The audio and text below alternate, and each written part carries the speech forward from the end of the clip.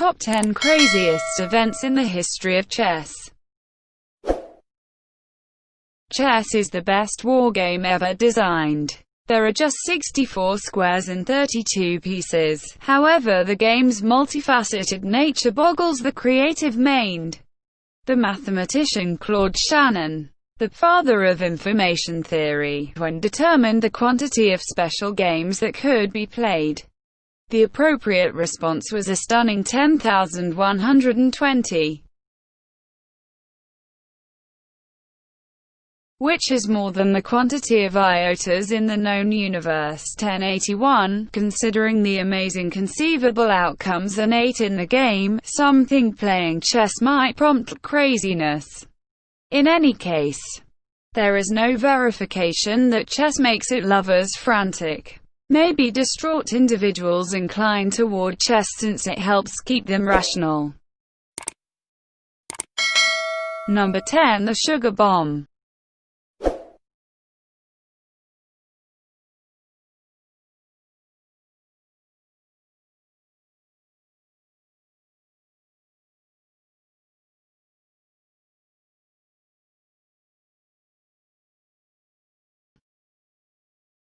Chess aces are known to utilize bizarre strategies to dominate their matches. Ruy Lopez, the renowned 16th-century Spanish cleric and chess player, when prompted, "Sit your adversary with the sun in his eyes." Another player named Lucena once suggested, "Attempt to play after your rival has eaten or tanked freely." In the 19th century, Harry Nelson Pillsbury ascribed his reliable discernment to puffing on a stogie during his games.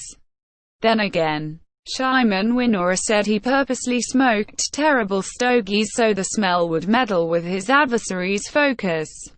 Furthermore, at the 1935 World Championship, the offbeat Alexander Alekhine would put his Siamese feline on the chessboard before a game as a lucky trinket.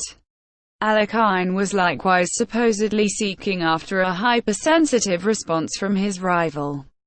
At the point when he was illegal to play with the feline on his lap, Alekhine went to wearing a sweater with an image of his pet on it. So we are left considering what Rosendo Bolinas was attempting to pull off at the 1979 Lone Pine competition. A Filipino fantastic expert, Bolinas was playing against Jeremy Silman. The game began discreetly enough, yet 10 turns later, things got somewhat insane. As indicated by Silman's onlooker account, at this point, Bolinas set a bottle loaded up with hot tea on the table. At that point he put a major cup of nectar close to it. I anticipated that him should take a touch of nectar and blend it in with the tea, however, rather he stunned me. He took the tea, emptied it into the nectar, which transformed into a thick goo, and afterward drank all of it. Shocked, I saw that his eyes quickly spacey as the sugar hit his mind. At that point, grinning, he proceeded with the game, but the Filipino was in a trance after that immeasurable demonstration of self-harm. He endured just another 12 moves. Silman was so upset for him that he lamented his simple win.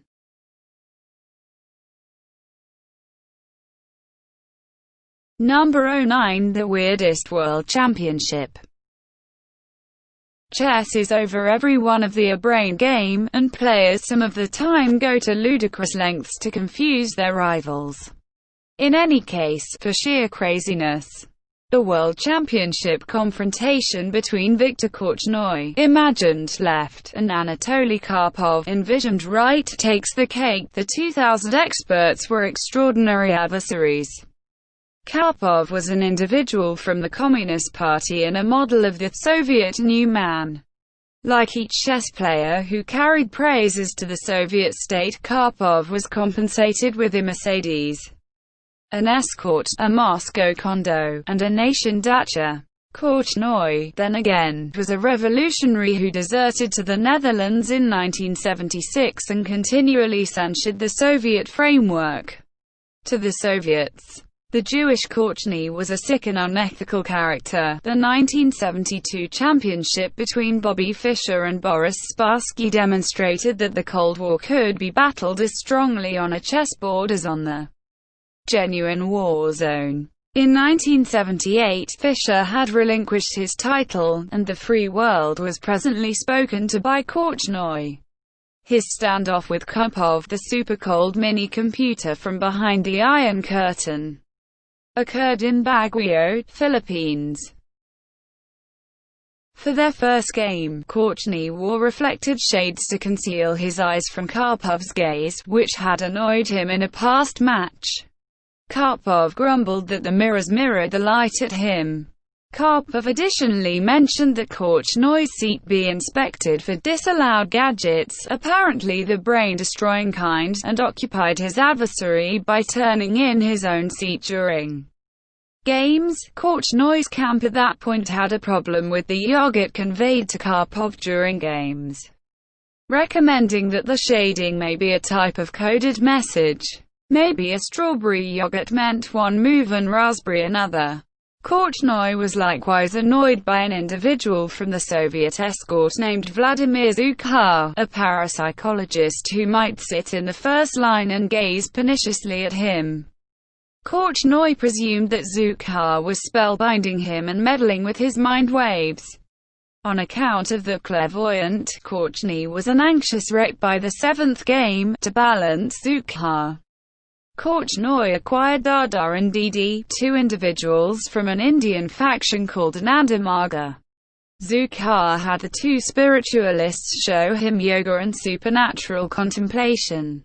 It was presently the Soviet designation's chance to be agitated when Dada and Didi drifted around them during the games, revived. Korchnoi returned from being 3 games behind to leveling the score at 5-5. Whoever dominated the following match would turn into the hero. There was an unverified case that the KGB was prepared to harm Korchnoi. Assuming valid, his life was most likely saved when he lost the sudden death round. Subsequent to neglecting to beat Karpov in their battle, Korchnoi said he would bring along the CIA next time around. Moscow just dismissed him. Number 08 Chess and Espionage. It isn't unusual that the KGB would be so engaged with chess. The game loans itself impeccably to shroud and knife tasks. Also, since the USSR was a chess-insane nation, masking interchanges as chess moves was an ideal cover. The KGB really had a part on chess in its handbooks. During the 60s and 70s, the Soviet International Safe Haven in Washington kept a chess master on staff who was likewise a KGB specialist. As per deserter Lev Albert, a considerable lot of his kindred Soviet fabulous experts were KGB infiltrators. In 2009, various postcards surfaced, all routed to Graham Mitchell. Mitchell was a representative chief general of the British MI5 during the 1950s. With respect to the obscure notes, they all talked about chess games, and specialists speculate they were some sort of code. The postcards are thought to have been sent by a spy from Frankfurt, a center of surveillance movement during the Cold War. They contain chess documentations to portray different moves. Be that as it may, they're presumably figures with mystery data. Shrouded messages could likewise have been framed inside the dubious-sounding content. For instance, the specialist writes, "Without against Dr. Ballo I generally have now hard battles in my games. Against Collins I have been fallen into a variety of the Nimzowitsch guard who clearly should be lost. I will attempt to locate a groundbreaking thought for protecting. However, just a little expectation. Yet, every one of my games go ahead in a speedy way. Have I shipped off you any games from me? Furthermore, what occurred in your games? 9.5435 10. 1432 12. 16. 6. 16.6 equals odd. It isn't known whether the specialist was working for MI5, as Mitchell was associated with being a Soviet covert agent at that point. As head of counter-espionage, Mitchell might have been enlisting twofold specialists for the KGB. No proof of treachery was ever found, notwithstanding, and Mitchell resigned in 1963. The close partiality among chess and code-breaking likewise drove Alistair Denniston, Index of Bletchley Park, to enroll chess players to translate the German Enigma machine during World War II. Chess aces Harry Golombek, Hugh Alexander, and Sir Philip Stuart Milner Berry promptly pulled out from the 1939 Chess Olympiad to answer to Bletchley Park. The most conspicuous individual from the code-breaking group, mathematician Alan Turing, later made a chess program, a long time before the fundamental PCs to run such a program even existed. Umber 07, the chess prodigy who renounced chess. Lately, chess has become a pretty high-stakes game, strategically, philosophically, and fiscally. Nonetheless, that hasn't generally been the situation. Indeed, the principal informal best on the planet would be horrified by the monster prizes hung before present-day contenders. Paul Morphy, envisioned left, despised the pollutant of polished methodology. When keeping in touch with an adversary, grant me to rehash that I am not an expert player, that I never wish to make any ability I have the methods for financial headway, and that my sincere wish is never to play for any purpose yet honor. However, Morphy's superhuman forces on the chessboard bewildered his peers. Brought into the world in New Orleans in 1837, Paul was a youngster wonder who was beating his dad and uncle by age 10. He'd never counseled a chess book, yet he was taking care of the pieces with an instinctively exact handle of system and strategies. At age 13, he stunned the chess world by overcoming the Hungarian expert Johann Lowenthal, imagined right. It at that point turned into Morphy's extraordinary desire to crush the best bosses in the US and Europe. By this training, he was additionally distanced from the game when he perceived how it removed him from more significant things, especially his law profession. Notwithstanding, individuals were more intrigued by Morphy the chess player than Morphy the legal counselor, and his rehearsed collapsed following a couple of months, compounding an already painful situation. A young lady he was seeking dismissed wedding a simple chess player. Frustrated, Morphy essentially abandoned the game. He was hesitant to try and play secretly, and he never again amazed the world with his capacity. Many attempted to wheedle him out of his repugnance for the game. Once, a monetarily frantic Morphy moved toward an old companion to get $200. The companion said he would make it $250 if Morphy played a game with him. Hesitantly, Morphy concurred, yet he indicated his abhorrence by intentionally losing. A while later, he left without trying to gather his money. On another event, Morphy was educated that one self-announced best on the planet, Wilhelm Steinitz, was in New Orleans and needed to see him. Morphy hesitantly consented to a gathering, relying on the prerequisite that chess must not be implied. Following a humiliating 10 minutes with nothing to talk about, Morphy and Steinitz separated ways. In his later life, Morphy started giving indications of craziness. He associated his brother by marriage with attempting to harm him and would not eat except if the food was set up by his mom or sister. Morphy accepted hairstylists were intending to cut his throat. He frequented Canal Street in New Orleans, mumbling and grinning to himself, all while swinging his stick at any individual who moved toward him. He additionally followed alluring ladies around town for hours. Morphy's family members attempted to submit him to a refuge. However, he guarded his mental stability with sharp works on his common freedoms, subsequently persuading authorities to release him. Tragically, Paul Morphy, the pride and sorrow of chess, passed on in his home on July 10, 1884. Number 06. The world champion who defeated God. Wilhelm Steinitz everlastingly changed the manner in which chess is played with his progressive speculations, in this way acquiring him the title of the father of modern chess. Steinitz got rid of the romantic time of chess, a period when weak assaults and showy penances were the standard, and subbed a more logical and diagnostic method of playing. Steinitz was brought into the world in Prague in 1836 to Jewish guardians. In contrast to Paul Morphy, he wasn't hesitant to make money from chess. He crushed the world's best player, Adolf Anderssen, in 1866 and announced himself best on the planet. Be that as it may, his pretension and awful temper acquired him few fans. In any case, he guarded his title capably. Steinitz played his match against Mikhail Chigorin of Russia by means of link. Steinitz was in New York, and Chigorin was in Havana. New York police captured Steinitz as a government operative since they confounded his chess moves as spy talk. The utilization of innovation to play significant distance chess took a peculiar turn when Steinitz evidently guaranteed that he utilized a phone to call God and beat him at chess, even subsequent to giving him an additional pawn. This was an age when power was generally a secret. The phone was as yet in its outset.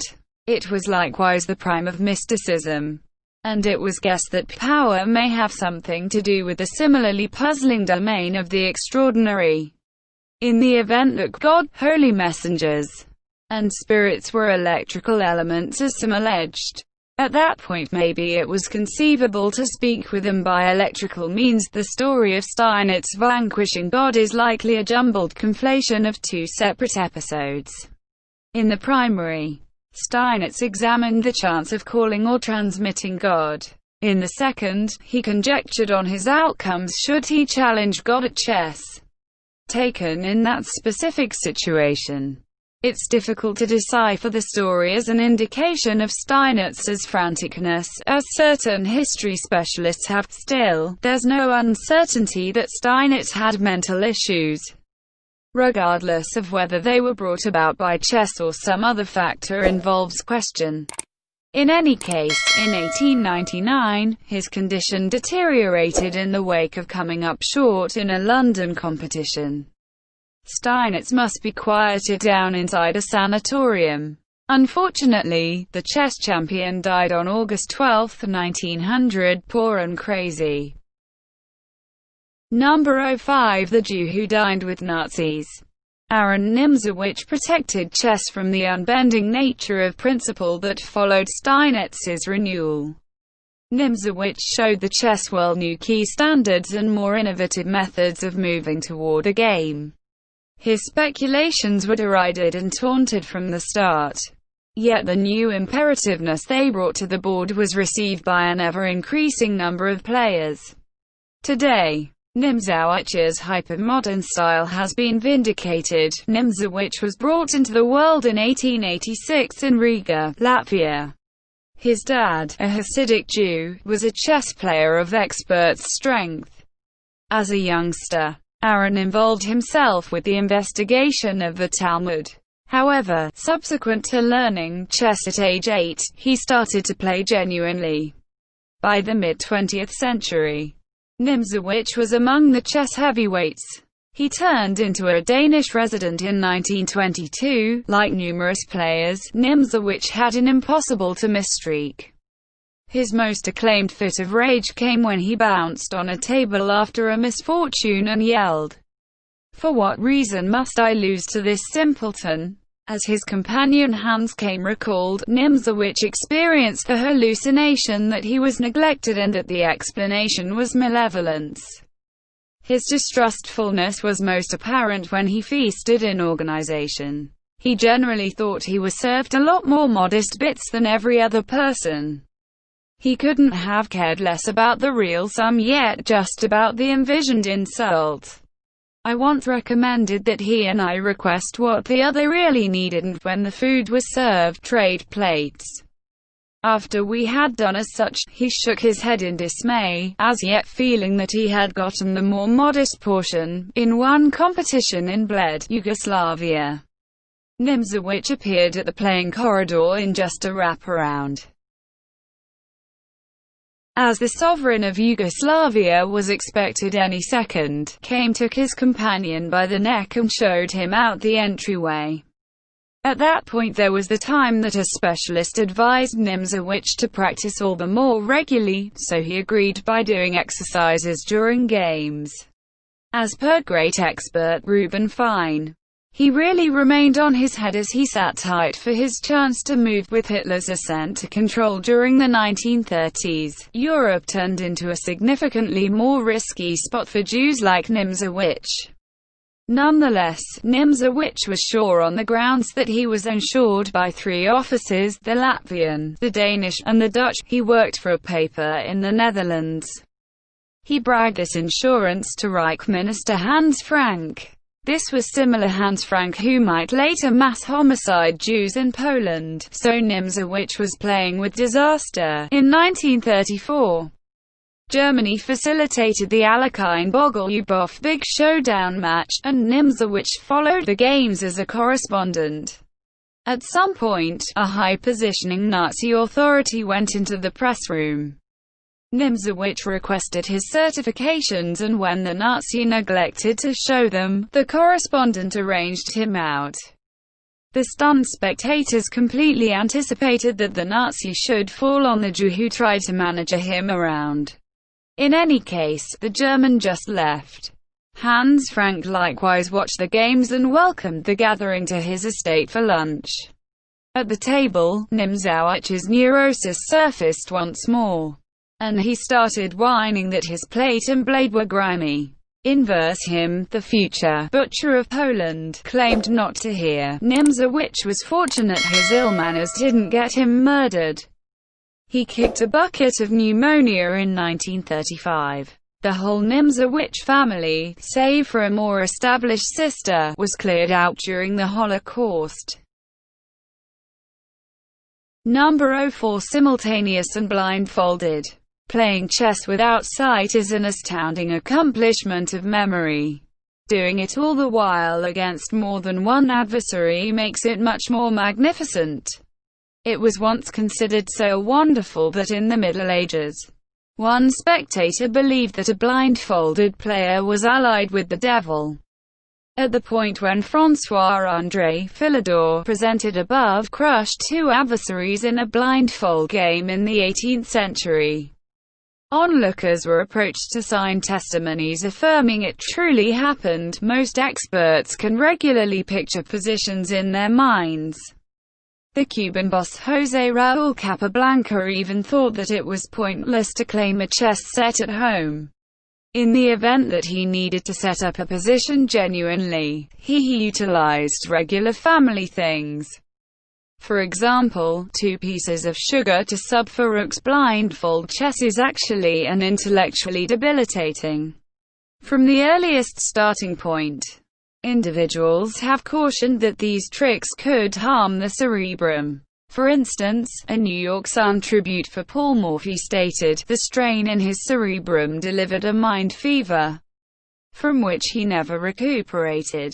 And the Philadelphia Evening Bulletin said Wilhelm Steinitz had been made crazy by the game to the authority of which he had committed his life. In 1930, the USSR prohibited blindfold chess in light of its alleged well-being dangers, and a Russian player purportedly passed on endeavoring to break the world record for number of adversaries. Best on the planet Mikhail Botvinnik cautioned against undertaking such a trick. Furthermore, his understudy Garry Kasparov decreases to endeavor it seriously. This sore risk didn't prevent a few experts from testing existing known limits, and their number of adversaries consistently expanded throughout the long term. Pillsbury took on 20, and Richard Reti played against 29. Alekhine tested 32. and George Koltanovsky went facing 34. When the war broke out in Europe, numerous players ended up abandoned in Argentina after the 1939 Olympiad. The Jewish players especially felt that to get back would be imprudent. With no chance to get of speaking with his family in Poland, Moje Najdorf hit on an original thought. He would endeavor to establish the world precedent in a synchronous blindfold presentation. It wasn't a trick for the well-being of its own. Najdorf trusted this accomplishment would be accounted for in Europe so his family may understand it, realize that he was protected, and contact him. Najdorf took on 40 rivals, winning a surprising 36 games, drawing 1, and losing just 3.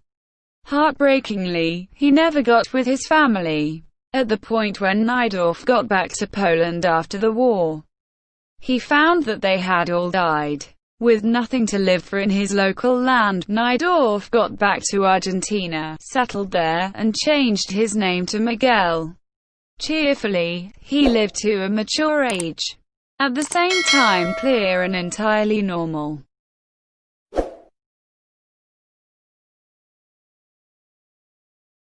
Number 03. Fischer and the False Prophet. No conversation on Chess Madness would be finished without notice of Bobby Fischer, imagined left. The legend who slipped into neurosis and dimness in his later years. His courageous destruction of the Soviet chess Goliath has as of late been made into the film Pawn Sacrifice, featuring Tobey Maguire. To many, Fischer's fixation on chess was his demise. The man once stated, "All I need to do, ever, is simply play chess." Truth be told, his distraction stressed his mom so much that she took him to specialists. Legend has it that when Fischer lost his virginity at age 19, he commented on the experience. Chess is better, but Fischer was really keen on one other thing: religion. During the 1960s, he engaged with a faction many mark it a religion called the Worldwide Church of God (WCG). It was driven by a shill named Herbert W. Armstrong, imagined right, who put together his radio service with respect to end-time predictions. The foundation of Armstrong's odd prophetically calamitous situation was that the US and Britain had really slipped from the 10 lost tribes of Israel. He instructed that God would rebuff America and Britain through an attack from a United States of Europe drove by Germany. Ordinarily objective and coherent, Fischer purchased the entirety of this. Snare, line, and sinker. Fischer was made crazy attempting to keep all the religion's lessons like Sabbath recognition, dietary laws, and giving. He was additionally prohibited from become a close acquaintance with unconverted individuals. He would compel himself into Bible investigation and petition. Even subsequent to returning depleted from the chess club at 4 in the first part of the day, Fischer likewise started giving his well-deserved cash to the faction.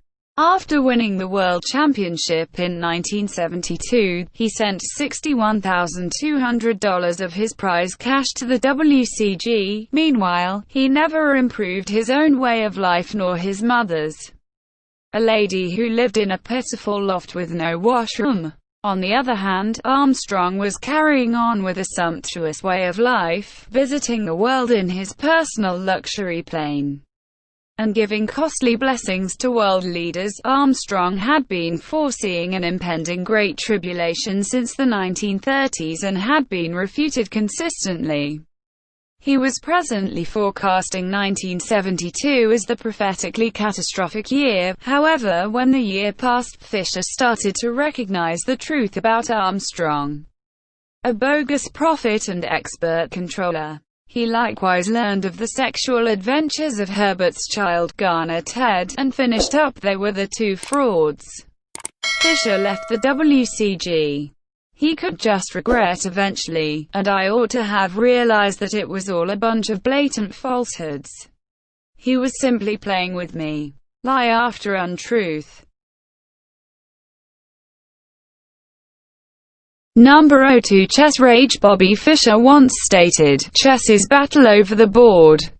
The article is to squash the rival's brain." And with respect to his most prominent fulfillment, Fischer clarified, "I like the second when I break a man's sense of self.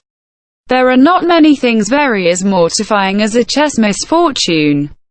No big surprise, washouts from the beginning of time have flipped out and occupied with dangerous violence. Most stories of bad sports include eminence. Pepin the Short was said to have slaughtered his rival, Prince Ocharius of Bavaria, by clubbing him with a rook. In AD 1027, Earl Ulf lost his temper and toppled the board when his adversary, King Canute, reclaimed a move. Canute requested the Duke executed. William the Conqueror clobbered a French sovereign with a chessboard after he was checkmated. A fight between King Henry I of England and France's Louis VI over chess in 1120 evidently set off a 12-year war. Even further back, an Umayyad caliph named al-Walid executed his retainer by tossing the Furzan, a sovereign, at his head. What incited this little upheaval? All things considered, he discovered that his retainer was intentionally losing their chess games, and this didn't agree with al-Walid. We may scrutinize the genuineness of such records. However, there are an excessive number of stories to limit them all. In view of the proof, it appears to be likely that a few rulers responded seriously to vanquish, or in al-Walid's case, triumph. Back then, chess sets were made of stone and were doubtlessly enticing weapons in the possession of a baffled player. Today, we are more sportsmanlike. Furthermore, chess sets are presently made of wood or plastic. So we have consigned such savagery to the Middle Age past, right? Many current players vent their displeasure by pitching fits, as Alekine, throwing pieces over the room or crushing furnishings. In any case, at times games actually end in violence. The most extraordinary case was in Dublin in 2014 when Saverio Bellant cut his property manager, Tom O'Gorman, to death. Why, indeed. Bellant became enraged after O'Gorman called his lord move inept and unreasonable. Bellant then continued to cut open his casualty and eat part of his heart. A jury in the end governed Bellant not liable by reason of madness. Number 01 For the love of the game. Chess dependence is a genuine article. As H. G. Wells once put it, the energy for playing chess is one of the most unapproachable on the planet. It is the most engrossing of occupations, the most unfulfilling of wants, a random excrescence upon life. It destroys a man. There is no regret like the regret of chess. Chess can cause you to disregard your work, your companion, and even your own life. In AD 813, the progression battle between the siblings Caliph Muhammad ibn Harun al-Amin and al-Ma'mun was arriving at its peak as al-Ma'mun's powers laid attack to the Abbasid capital of Baghdad. In an unmatched bloodbath, al-Ma'mun progressed road by road to the Golden Gate Palace. Inside its thick roundabout dividers, Caliph al-Ma'mun was occupied with an alternate sort of fight. Rather than battling his sibling, he was dueling his number one eunuch, Kawthar, in a round of chess, according to the archaic Islamic antiquarian Jijus al-Makan. A courier burst in with information on the moving toward foe. "O commander of the loyal," beseeched the messenger, "this isn't an ideal opportunity to play. Ask him and take care of issues of more genuine second. He should have been light years away." Al-Ma'mun was excessively engaged at the game to focus on the courier's urgent supplications for him to get away while there was at this point time. "Patience, my companion," the caliph smoothly answered. "I see that in a couple of moves I will give Kawthar checkmate." A couple of seconds after the fact, al-Ma'mun victoriously caught Kawthar's top dog. However, by then it was past the point of no return for al-Ma'mun. The one who checkmated his eunuch was himself checkmated as his foes amassed the royal residence.